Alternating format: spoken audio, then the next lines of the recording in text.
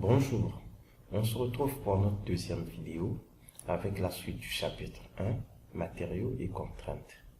Dans cette vidéo constituée de 5 points, nous parlerons du contrôle des aciers, de l'essai de traction, de la zone plastique, des informations recueillies et des avantages et inconvénients de l'acier face au béton. Premier point, le contrôle des aciers. Comment se fait le contrôle des aciers? Elle se fait grâce à des tests.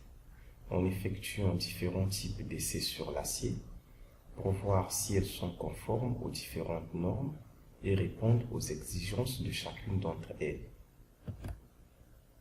Il existe différents types de normes, parmi lesquelles nous pouvons citer les normes internationales en sigle ISO, les normes européennes en sigle EN, et pour les standards à l'échelle nationale, avec pour exemple à venir les normes congolaises en sigle NC. Notons que seuls les aciers normalisés sont admis en construction métallique. Et comme vu précédemment, cette normalisation est fonction de différents essais de contrôle qui nous informent sur les caractéristiques de l'acier. Il existe deux types d'essais de contrôle. Les essais non destructifs et les essais destructifs. Les essais non destructifs. Qu'est-ce qu'un essai non destructif? Ce sont des essais qui renseignent sur la composition structurelle de l'acier, sans l'altérer ni la détruire. Il existe plusieurs essais non destructifs, parmi lesquels nous pouvons citer, la macrographie, qui consiste à examiner visuellement à l'œil nu les surfaces polies et traitées à l'acide. La micrographie, qui elle consiste à examiner visuellement, cette fois-ci au microscope, les cristaux qui permettent de déterminer la teneur en carbone. Et pour finir, la radiographie, qui permet de déceler les défauts, qui sont les cavités ou les fissures internes des pièces, notamment des soudures. Elle se fait au laboratoire en utilisant les rayons X et sur chantier en utilisant les rayons gamma. Les essais destructifs. Qu'est-ce qu'un essai destructif? Ce sont des essais qui renseignent sur les qualités mécaniques de l'acier, par destruction du matériau comme son nom l'indique. Il existe également plusieurs essais destructifs, parmi lesquels nous pouvons citer l'essai de traction, qui consiste à appliquer une force de traction axiale sur les extrémités d'une pièce pour étudier son comportement comme nous pouvons le voir sur les images. L'essai de dureté, qui elle consiste à enfoncer ou à faire pénétrer une bille ou une pointe dans de l'acier pour apprécier sa dureté. Et enfin, l'essai de résilience, qui consiste à faire rompre par un seul choc une éprouvette préalablement étayée en son milieu et de mesurer l'énergie absorbée par la rupture, ce qui permet d'apprécier l'aptitude de l'acier à se rompre par un choc. Deuxième point, l'essai de traction. Autre détail. Réalisé grâce à un appareil de traction, comme nous pouvons le voir sur l'image à droite, elle consiste à appliquer un effort de traction progressif allant de 0 à la rupture sur une éprouvette cylindrique. À l'aide d'un enregistreur graphique qui mesure l'allongement de l'éprouvette en fonction de l'effort appliqué, on obtient alors un diagramme effort-déformation représenté en bas à gauche de l'écran. En observant attentivement, nous remarquons que ce diagramme effort-déformation se décompose en 4 phases. La première, la phase OA, qui est la partie rectiligne oblique, pour laquelle les allongements sont proportionnels aux efforts appliqués. Elle correspond à la zone plastique du graphe qui est réversible, car si l'on supprime l'effort de traction, la barre revient à sa longueur initiale. La deuxième, la phase AA', qui est la partie rectiligne horizontale correspondant à la zone plastique, qui traduit un allongement sous une charge constante à partir de A. Si l'on supprime la force de traction, la pièce ne retrouve pas sa longueur initiale, mais conserve un allongement ΔL. La troisième, la phase A'B, elle correspond à la zone d'écroussage.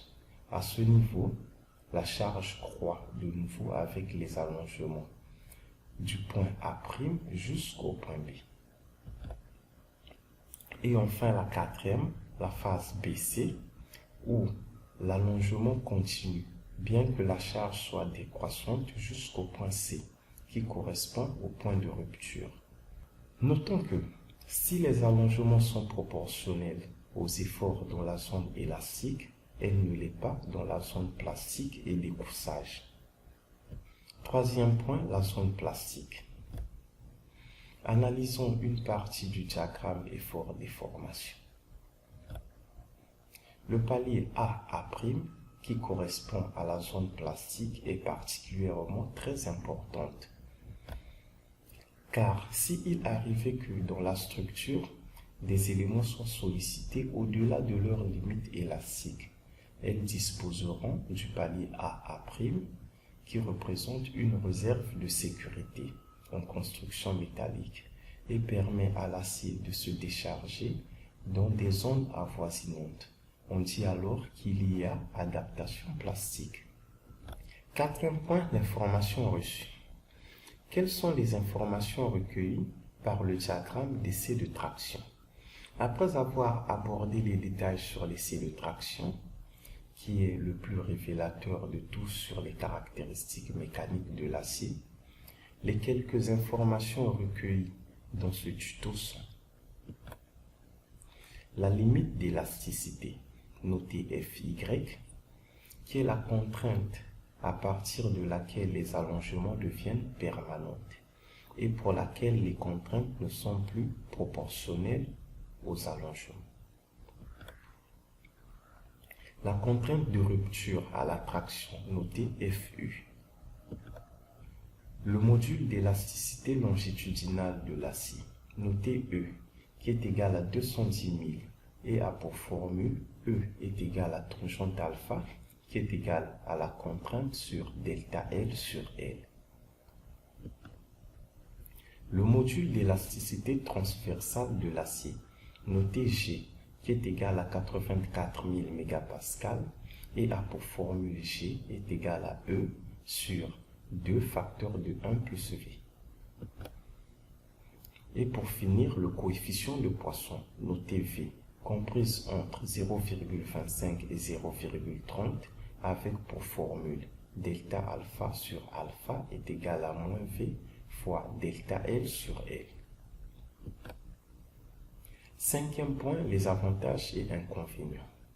Concernant les avantages et inconvénients de l'acier sur le béton, nous avons pour les avantages de l'acier, la résistance mécanique.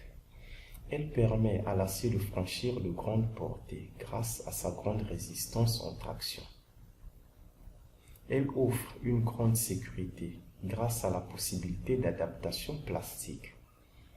Elle offre une bonne tenue au séisme grâce à la possibilité de formation de rotules plastiques et du fait que sa résistance à la traction est équivalente à sa résistance en compression, ce qui permet à l'acier de reprendre les inverses de moments imprévus.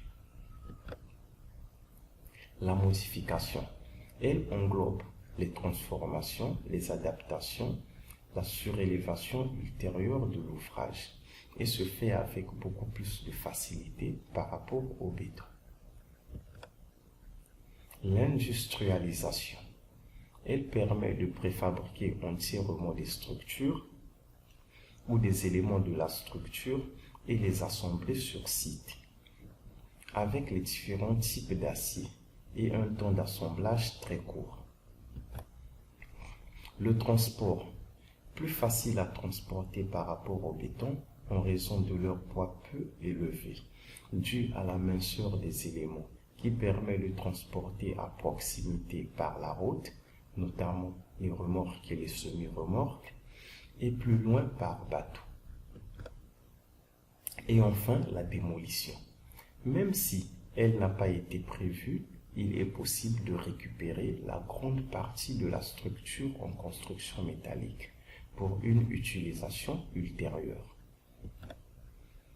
Pour les inconvénients de l'acier, nous avons la résistance mécanique. En rapport avec les profilés utilisés, elle offre une résistance en compression inférieure à celui du béton. Pour la tenue, l'acier offre une mauvaise tenue face au feu et aux intempéries par rapport au béton. Et enfin, pour les instabilités, l'acier présente une grande sensibilité au phénomène d'instabilité élastique en raison de la minceur des profilés. On se retrouve très bientôt pour une nouvelle vidéo. En attendant, abonnez-vous, cliquez sur le pouce en l'air et sur la cloche de notification pour être informé de nos prochaines vidéos et comme toujours, nous encourager dans notre lancée.